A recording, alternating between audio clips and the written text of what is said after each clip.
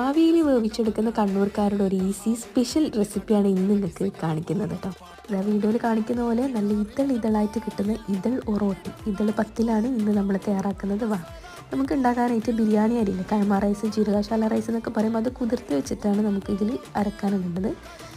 ഇതൊരു 1.5 കപ്പോളം ഉണ്ട്. ഒരു 2 ടീസ്പൂണോളം ചോറ്, ആവശ്യമുള്ള ഉപ്പ്, തേങ്ങാപ്പാൽ ചേർത്തിട്ടാണ് അരച്ചെടുക്കുന്നത്. നല്ല അത്യാവശ്യം ലൂസായിട്ടുള്ള ബാറ്ററാണ് വേണ്ടത്, നല്ല തിക്കായിട്ട് വേണ്ട കേട്ടോ. അതിന് സ്റ്റീലിൻ്റെ പാത്രത്തിൽ നെയ്യ് ഫസ്റ്റ് തടവിയിട്ട് ഒരു കയ്യിൽ ഒഴിച്ചു കൊടുക്കാം. എന്നിട്ട് ഒരു തവി ഒഴിച്ചതിന് ശേഷം കുക്കായാലും മേലെ ഒന്നും കൂടി നെയ്യ് തടവിയിട്ട് പിന്നെയും ഒരു തവി ഒഴിച്ചു കൊടുക്കാം. എന്നിട്ട് അത് കുക്കായാൽ പിന്നെയും ഒരു തവി ഒഴിച്ചു കൊടുത്തിട്ട് ഒരു 4 ബാച്ചസ് ആയിട്ട് സെയിം തന്നെ ചെയ്യുക. ഇത് ചൂടാറിയാൽ ഇതൊക്കെ ഒന്ന് നമുക്ക് കട്ട് ചെയ്തിട്ട് മാറ്റാം. നമുക്ക് ഇങ്ങനെ ഇതളായിട്ട് കിട്ടും. ഞാനിപ്പോൾ ഒരു 4 ഇതളായിട്ടാണ് ഉണ്ടാക്കിയിട്ടുള്ളത് കേട്ടോ. ബീഫ് റോസ്റ്റ് അല്ലെങ്കിൽ ബീഫിൻ്റെ കുറുമ, ചിക്കൻ എല്ലാം ഇതിന് നല്ല സൂപ്പർ കോമ്പിനേഷനാണ്.